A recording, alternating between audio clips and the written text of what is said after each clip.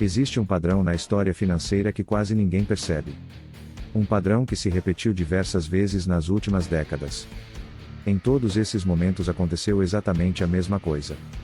O mercado entrou em pânico. Investidores venderam desesperadamente. E bilhões de dólares desapareceram em questão de dias ou semanas. Mas ao mesmo tempo, algo curioso também aconteceu. Enquanto a maioria estava vendendo em desespero, uma pequena minoria estava comprando. E essa minoria acabou construindo algumas das maiores fortunas da história recente. Não porque eram gênios. Não porque tinham informações secretas.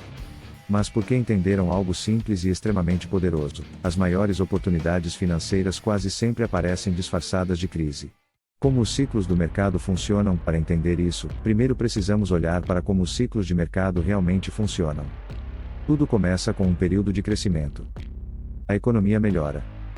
Empresas aumentam seus lucros. E os mercados começam a subir.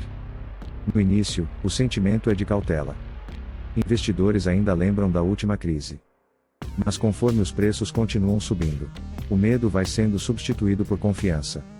E eventualmente essa confiança vira euforia. Nesse momento, muitas pessoas começam a acreditar que o crescimento vai continuar para sempre. Que os preços nunca mais vão cair. E é exatamente nesse ponto que os riscos começam a aumentar. Porque quando os preços sobem rápido demais, eles se desconectam da realidade econômica. E então basta um gatilho. Pode ser uma crise financeira, uma guerra, uma pandemia, ou simplesmente o estouro de uma bolha. Quando isso acontece, o pânico se espalha rapidamente. O mercado cai. Às vezes 2%. Às vezes 40%, às vezes mais. E o sentimento dominante passa a ser medo. As manchetes falam em colapso. Especialistas aparecem na televisão prevendo catástrofes econômicas. E milhões de pessoas começam a vender seus investimentos. Mas é exatamente nesse momento que surge a grande oportunidade. O dia que assustou Wall Street, um dos exemplos mais marcantes, aconteceu em outubro de 1987. Naquele dia ocorreu o que ficou conhecido como Black Monday. Em apenas um dia, o índice Dow Jones caiu mais de 22%.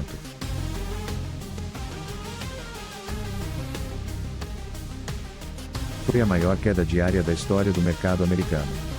Trilhões de dólares desapareceram em horas. Corretoras ficaram sobrecarregadas. Sistemas de negociação pararam de funcionar. E o pânico tomou conta de Wall Street.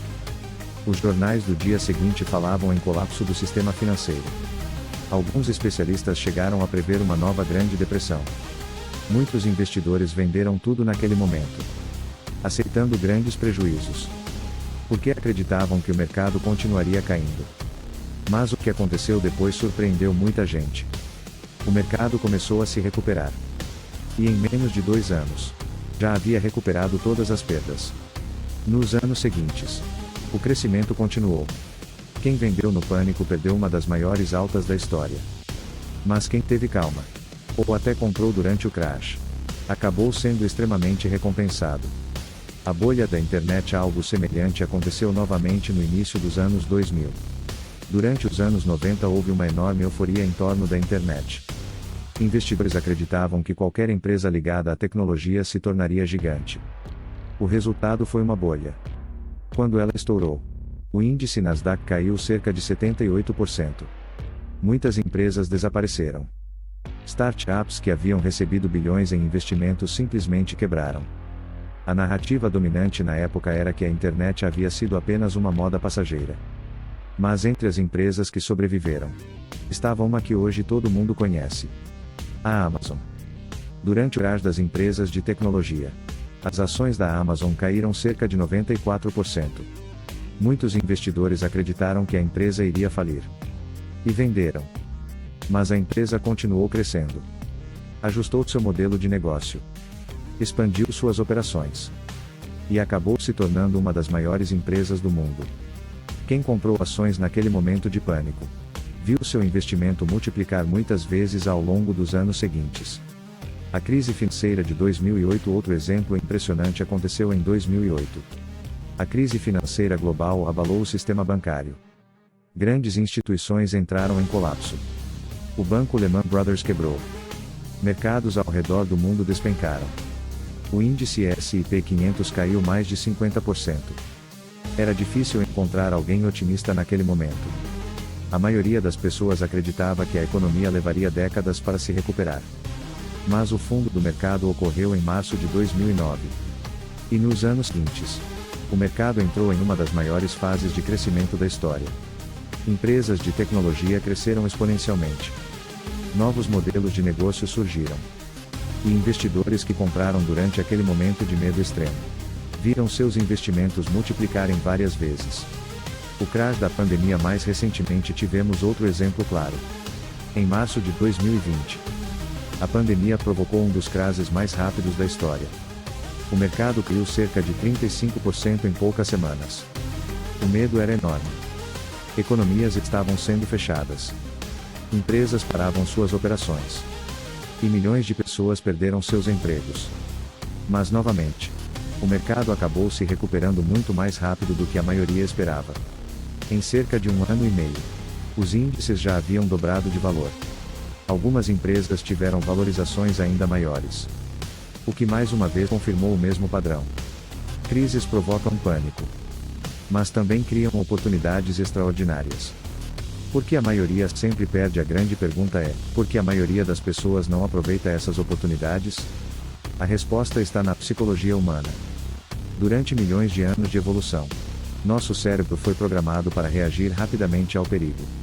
Quando algo ameaça o grupo, o instinto anda a fugir. Esse mecanismo foi essencial para a sobrevivência da espécie. Mas nos mercados financeiros, ele pode levar a decisões ruins.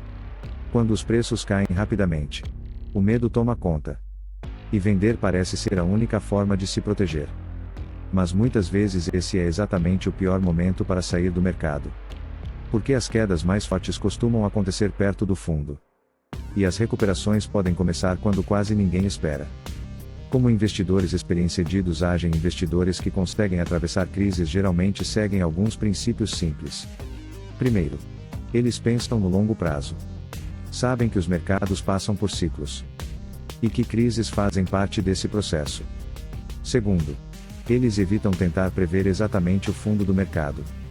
Em vez disso, vestem gradualmente, aproveitando preços mais baixos ao longo do tempo. Terceiro, mantém diversificação, investindo em diferentes empresas ou índices amplos, o que reduz o risco de apostar tudo em uma única companhia. E por fim, mantém reservas financeiras. Porque quem tem liquidez durante crises pode aproveitar oportunidades que outros não conseguem. O que a história ensina quando olhamos para mais de um século de história financeira? Um padrão fica claro. Crises sempre parecem o fim do mundo quando acontecem.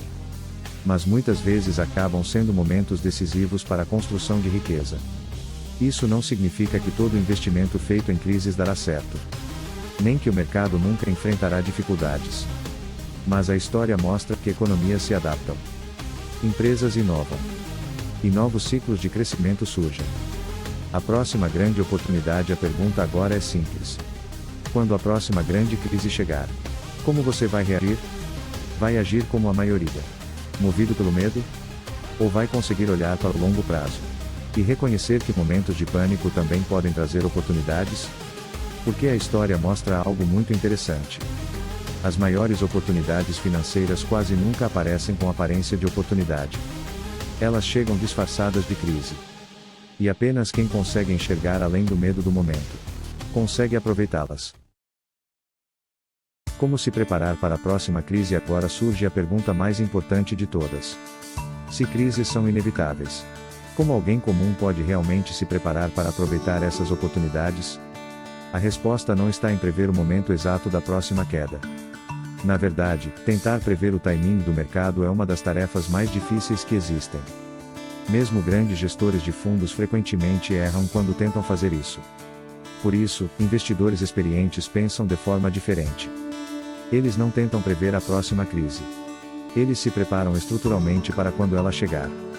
E essa preparação normalmente envolve 3 princípios fundamentais. Primeiro princípio: investir gradualmente. Tentar comprar exatamente no fundo de uma crise é praticamente impossível. O fundo do mercado normalmente só é identificado semanas ou meses depois que ele já passou. Por isso muitos investidores utilizam uma estratégia simples chamada investimento gradual. Em vez de colocar todo o dinheiro de uma vez, eles investem aos poucos ao longo do tempo. Se o mercado cai 20%, compram um pouco. Se cai mais, compram novamente. Se continua caindo, continuam investindo em intervalos planejados. Isso reduz a pressão emocional de tentar acertar o momento perfeito. E ao mesmo tempo permite aproveitar preços mais baixos ao longo da queda. Segundo princípio, diversificação. Outro ponto fundamental é a diversificação. A história mostra que algumas empresas podem desaparecer completamente. Grandes companhias já faliram no passado. Mas quando alguém investe em um índice amplo, como aqueles que representam centenas de empresas ao mesmo tempo, o risco de perda permanente se torna muito menor. Porque enquanto algumas empresas desaparecem, outras crescem e substituem essas posições no mercado. Foi exatamente isso que aconteceu ao longo das últimas décadas.